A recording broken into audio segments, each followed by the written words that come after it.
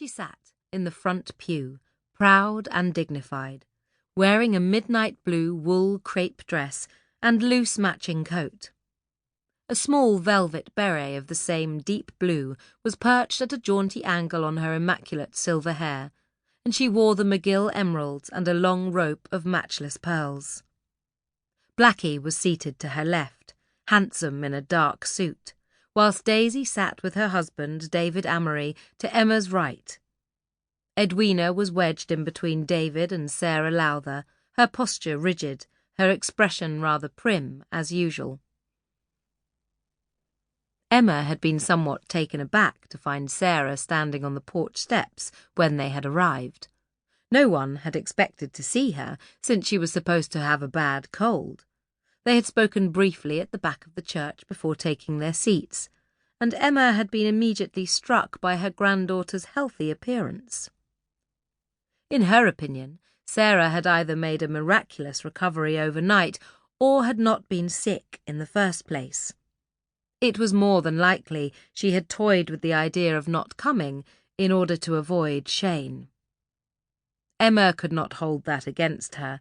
She understood, had a good idea how Sarah probably felt. But she thought, I'll say this for Sarah, she's a cool customer.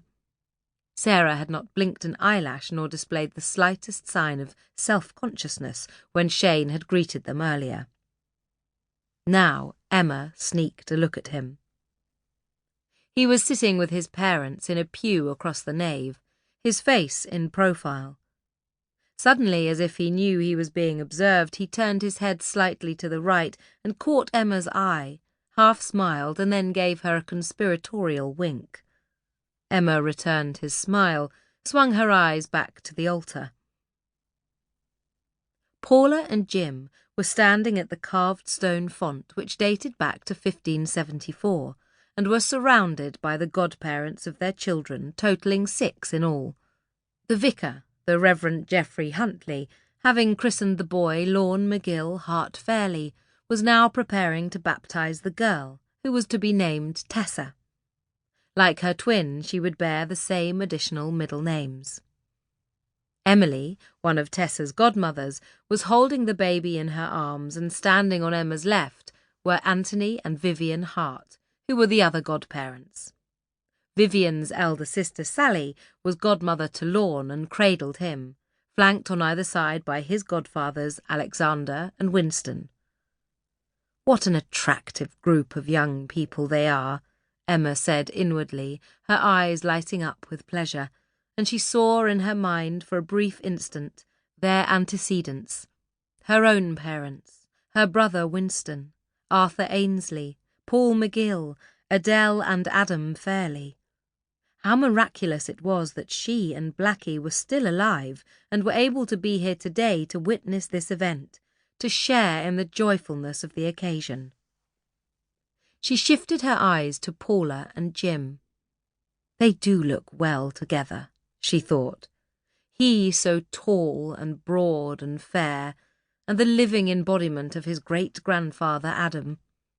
Paula so slender and willowy and dark, and so dramatic-looking with her vivid McGill colouring. And Paula's inbred elegance was most apparent in the way she held herself, and in her clothes. She had chosen a tailored wool suit of a deep violet tone, and wore it with a lighter-coloured violet satin blouse and a satin pillbox of the same tone. The violet echoed her eyes.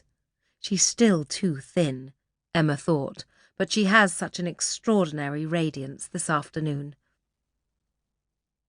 Her love for her granddaughter and her pride in the girl were emotions most paramount in Emma at this moment, and her face relaxed into softer lines as she continued to regard Paula.